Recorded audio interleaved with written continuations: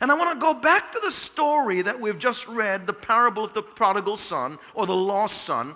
And I want us to then put on the lens over our eyes, like we're putting on a set of eyeglasses. And through the lens, the right and left lens, it shows us emotional health. And we're going to look at emotional health just by assessing the boundaries that we have in place, or what the father did to deal with this thorny family matters. And by the way, a running definition of boundaries so we can help and understand is this: boundaries are lines, a line that marks a limit. When you go to a restaurant, there are boundaries there. You go to the door, and the door marks personnel only. That means that if you don't work at that restaurant, don't you open that door. That's what it's saying. So they provided a boundary. Though they made it nice, personnel only, if you walk up a flight of stairs, there are boundaries. There's a railing on the left, a railing on the right, safeguard so you don't fall over the staircase. I want you to see, those are boundaries. But when we deal with emotional issues, boundaries are the property line of the soul. Boundaries identify that we are separate people having a separate identity, behavior, attitudes, desires, and choices. Now, July of 2014, we're just coming up on that. My wife and I will celebrate 30 years of marriage. But guess what? In 30 years of marriage, she's still a separate person than I am. I have a separate identity from her. She's not, David Ireland. I'm David Ireland. She's Marlinda Ireland. She was the one who led worship this morning for us. And so we're separate. We have separate gifts. We have separate talents. We have separate identity. We make separate choices. And it's okay. And the moment I get it mixed up and think that she has to choose my choice or I have to accept her choice, then we have lost our identity. Boundaries keep our identities separate from one another. Boundaries, in essence, answering the question, where do I end and where do you begin?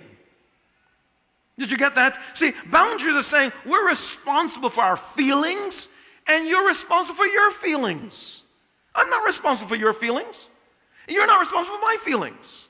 I'm not responsible for your thoughts and you're not responsible for my thoughts. Boundaries say you're a separate person with separate identities, separate feelings, separate thoughts, separate choices. And guess what? You have separate and different talents than I do. I have different gifts than you do. I'm not responsible for your gift. I'm responsible for my gift. And guess what? If we impose on our children and force them to try to pick up and adopt and try to make our gift their gift, we'll get it all muddy and mixed up. When I switched from engineering, from graduate school, I did a degree in environmental engineering, and I worked as an environmental engineer. And then things started to churn on the inside, and I felt like, engineering is not going to be my life vocation. I feel like there's a calling on my life for ministry. And so, about 3 years into my 6.5-year engineering career, Christ Church began. And I remember when I shared with my parents that I'm going to be a minister and I'm going, and that's the route I'm going. They said, what about engineering? I said, well, I'm giving that up. They said, you can't do that. You can't quit engineering. You know how much time you put into it? Ever since you were a boy, you always wanted to be an engineer. Don't you remember Dad would buy you the Popular Mechanics magazines and you'd go through it and you'd build stuff? You always wanted to be an engineer. I said, I do, I know that. But I feel like God wants me to do something different with my life. And they said, don't do it. Stick with engineering. Bad decision if you try to go into ministry. You don't need to do that. And so, as you can tell, I disobeyed.